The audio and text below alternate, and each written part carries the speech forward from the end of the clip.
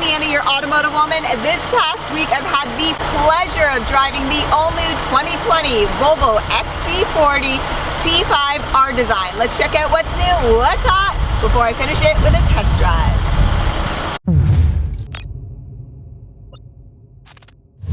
The majority of this video is going to be about the interior, available tech, and my overall driving experience. But the sub-compact luxury crossover segment is super competitive. You have Lexus UX, Audi Q3, Mini Countryman, Mercedes GLA, Jaguar F-Pace, BMW X1 and X2, and that's just to name a few. There are plenty more. With all that said, I imagine if you're purchasing within this category, fuel range and available engine options would be important. So the Volvo XC40 T5 R Design does take premium fuel, and you'll receive on average 10.7 kilometer per liter in the city, 7.7 on the highway, and a combined average of 9.4. But I can confirm that's not my average, because I like doing this. Hit it!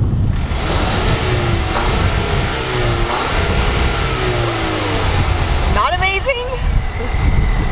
Regarding overall design, I appreciate Volvo taking a more circular, soft edge approach as opposed to their back in the day square, rough around the edges, male domineering style. The active front headlights pay tribute to Volvo's Swedish roots with the Thor hammer styling, and the rear taillights are classic Volvo. Before I show you the interior and a few of my favorite tech features, the trunk compartment is worth highlighting in the XC40. In my family, we're racers first, followed by skiers, then hockey players. Clearly, everything fits nicely. But when we're overloaded and you need to put the seats down, and by the way, both sides do go down, I found that I couldn't put the passenger side rear seat down unless I moved the front passenger seat up. So at this point, that's the only drawback I have with the car. And I hope it's not based on my user error. Moving on, I've never liked the trunk covers in SUVs. My fiance has one in his Jeep and it's constantly in the way, and there's never anywhere to put it. Luckily, Volvo solved that issue for us and left room under the trunk flooring. And lastly, if you require more divided space for equipment plus bags, Volvo has provided a smart divider with available hooks. I'm not done with the interior just yet, as I had my stepkids ravage this particular car because I envision young families being interested.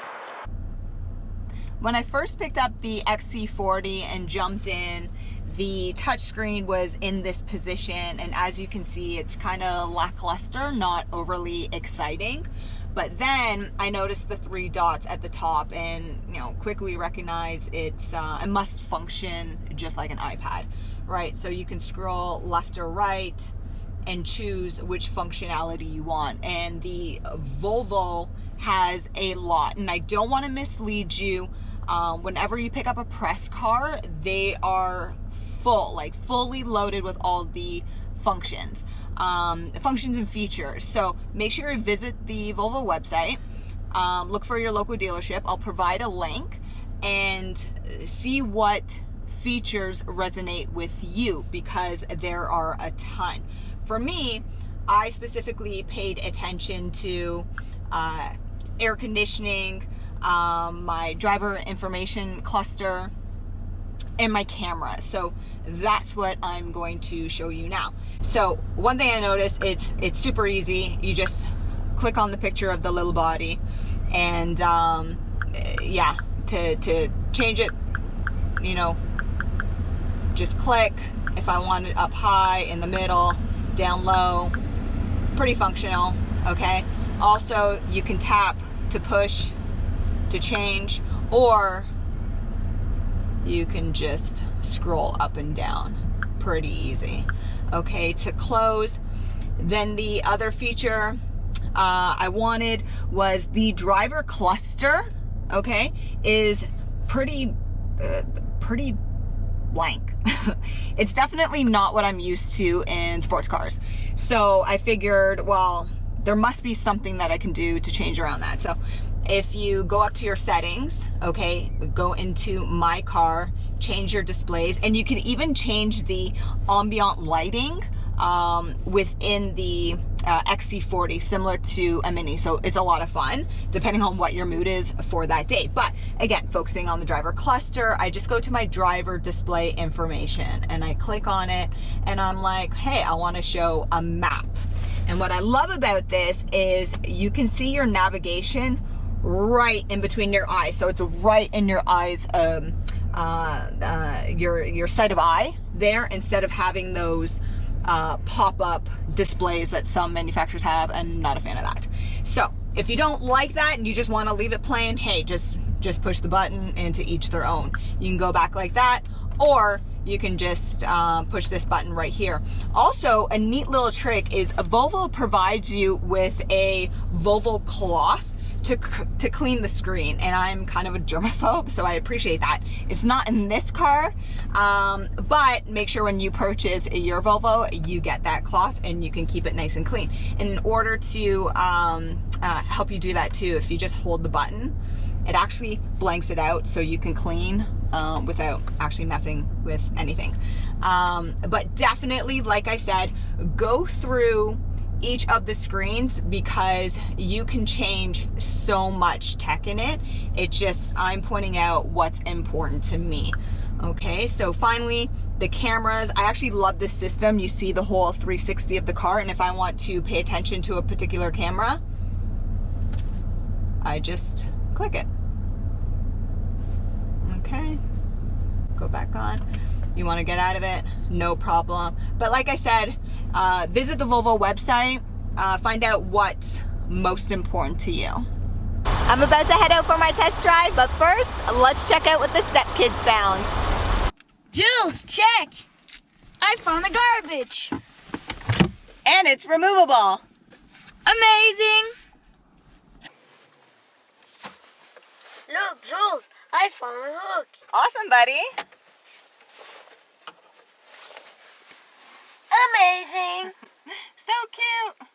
Don't tell the kids, but I found a secret compartment.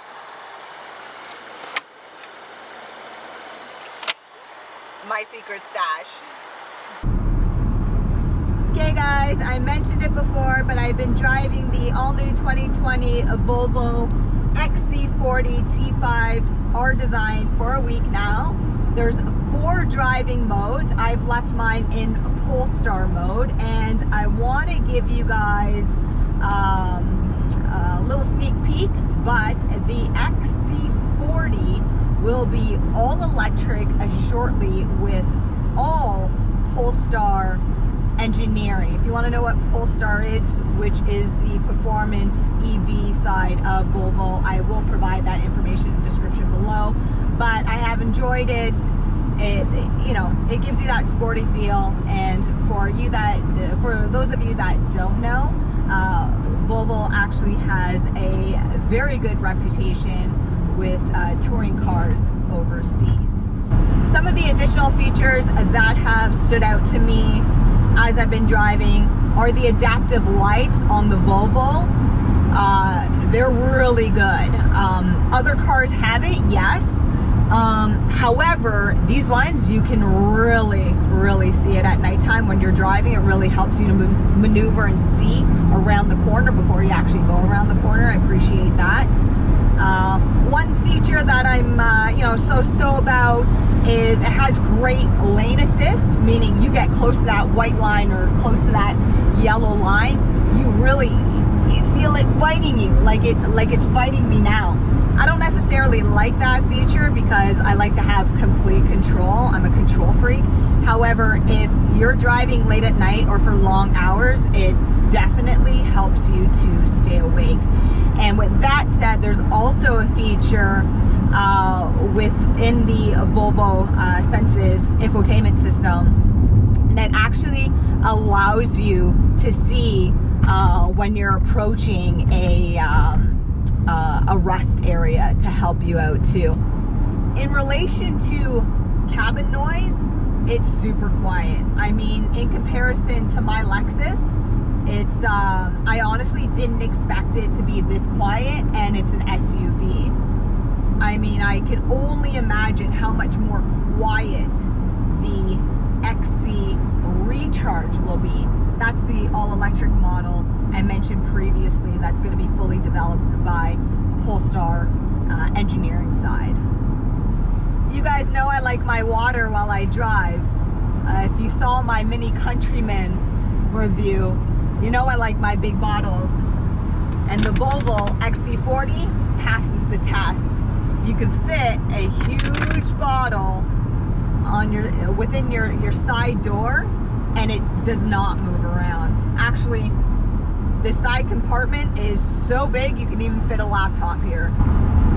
My overall driving experience with the Volvo, to be completely transparent, has been shocking.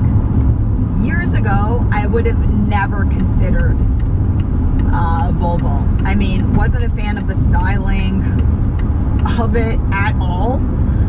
And now, after seeing the complete redesign, driving the new model, knowing all the tech that's involved, I mean, gotta be honest with you guys, if you're in the market for a subcompact luxury crossover SUV, you gotta toss Volvo in your mix. I said it before, but I'll provide within the description the website below. Check out a local dealership, but first make sure you know what features are important to you, because there's a lot. Even with that said, like, what model would be most important for you, if it's the front wheel drive or the all-wheel drive, such as the one that I've had the pleasure of driving. But yeah, whenever you're watching these YouTube videos, don't let us mislead you, right? Because these press cars are fully loaded, right? The base model is starting around like 45K Canadian. I mean, the one I'm in is over 53K, right? So make sure you pick out those features that's important to you. Okay guys, I'm Juliana, your automotive woman. Make sure you continue to subscribe, hit that notification bell so you don't miss my life in the fast lane.